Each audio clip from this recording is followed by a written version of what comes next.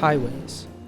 Today, the U.S.'s national highway system contains well over 150,000 miles of road.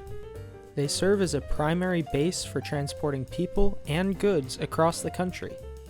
However, it is easy to forget how difficult travel was less than 100 years ago. Many people take for granted this massive infrastructure. But how did we reach the standard of safe and convenient highways?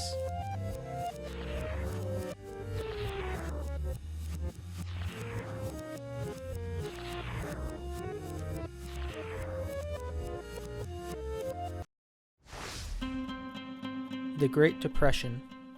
It began in 1929 and lasted throughout the 1930s. The stock market crash ruined the economy, unemployment was at a high of over 20%, and many people were going hungry. In 1932, Franklin Delano Roosevelt was elected president, and by 1933, he had begun his New Deal programs. These programs gave a possibility of government aid for state projects, but what could Pennsylvania use it for? In the 1930s, automobile vehicles had become one of the most popular methods of travel, and yet roads had remained more or less the same. In Pennsylvania, the Appalachian Mountains provided a particularly difficult barrier to cross.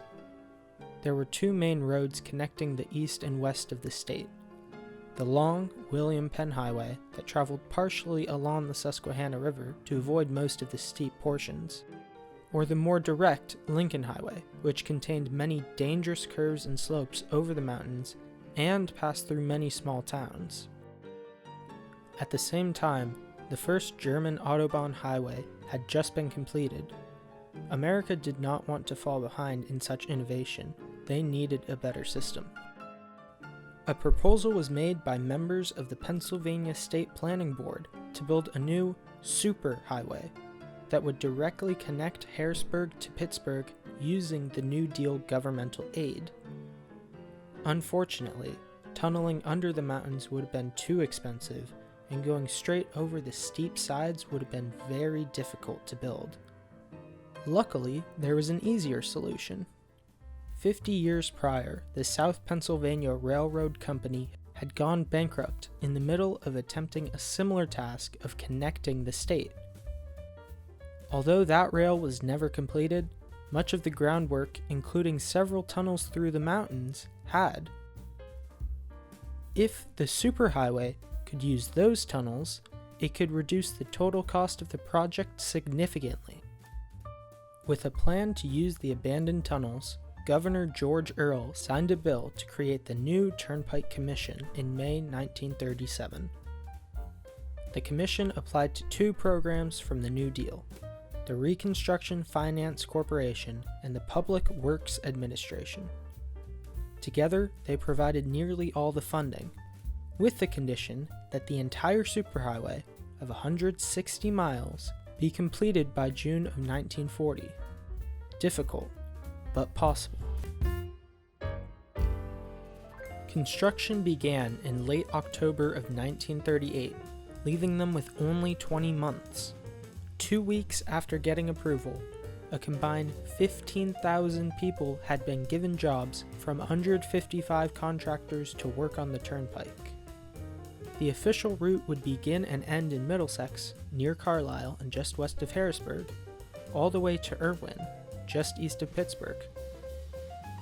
This highway was not going to be just any road. This would be as smooth and direct as possible.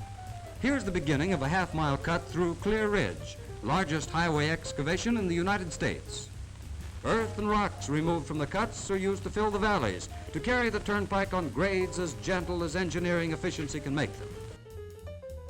Because nothing like this had ever been built on this scale, the commission had to develop specific ways to connect the road, as well as new signs to use along it.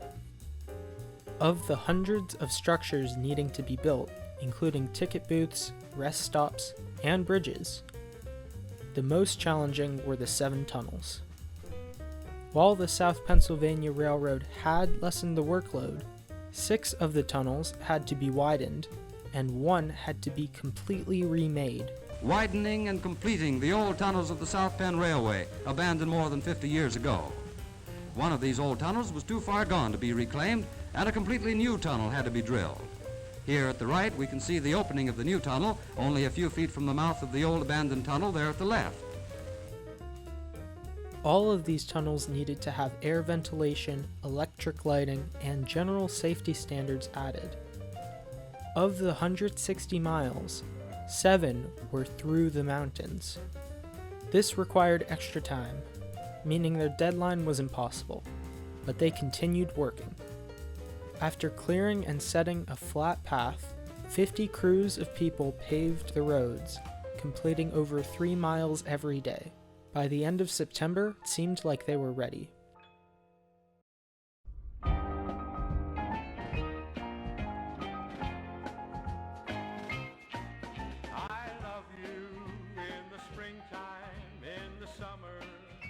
After only about 24 months, less than 4 months past their original deadline, the Turnpike Commission had achieved something incredible.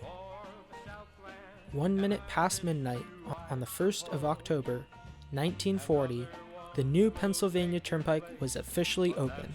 The way it goes, Pennsylvania Turnpike, I love you so. After 1 week, nearly 30,000 vehicles had traveled on the road, and nearly 2.5 million in the first year. With a low fee of 1 cent per mile, the Superhighway became an attraction of sorts. When it first opened, there were no speed limits, and many people went upwards of 80 to 90 miles an hour.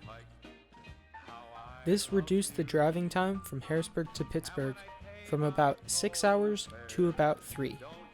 In all respects, the Turnpike was an immediate success. And the snow plow ain't come yet, Pennsylvania Turnpike, I'm stuck on you. Its popularity only continued to grow, and within 20 years of its opening, an additional 300 miles were added to the Turnpike, extending it to the Ohio and New Jersey borders, as well as the northeastern part of Pennsylvania near Scranton. Because this was the first superhighway in America, it became the standard for other states to follow. In 1956, 16 years after the completion of the Turnpike, President Dwight D. Eisenhower signed into law the Federal Aid Highway Act, authorizing 41,000 miles of interstate highway construction across the country. The Pennsylvania Turnpike changed what it meant to travel by car, and in doing so, connected the people of Pennsylvania through the mountains.